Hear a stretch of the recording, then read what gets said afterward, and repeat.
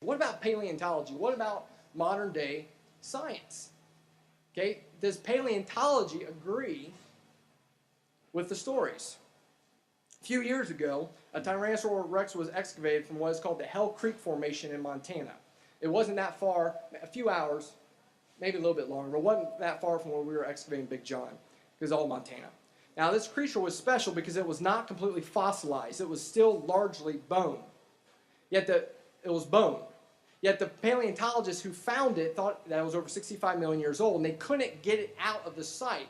And they did something that's kind of unthinkable, but they had to, is they sawed this leg bone in half to fly it out by a helicopter just to get it out of it.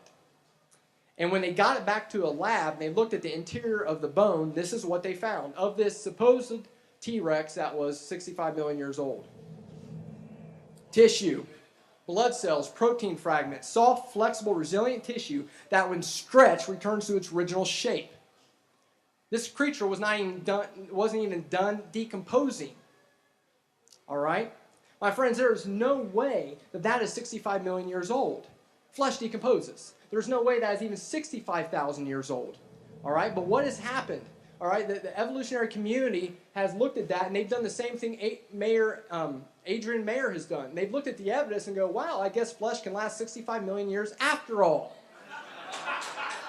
In fact, Jack Horner, who Mary Schweitzer is the doctor who discovered this. Mary Schweitzer, I personally invited to be on the Dinosaur and Dragons documentary. She very quickly declined. I was like, come, prove your point. If you believe that's 65 million years old, I'll set up a camera and you can tell us all how it is. She said no. And Jack Horner, who she got her PhD under, told her, and this is documented in secular science research, do whatever you can to prove they're not red blood cells. Okay? And so they started calling them red, round microstructures. Guys, this is hard evidence that supports the biblical timeline. This is hard evidence that does confirm the oral history, the written history, the legend, the archaeology. When you start adding all this together, the answer is very, very simple. But here's the thing. Was this a one-time thing? No.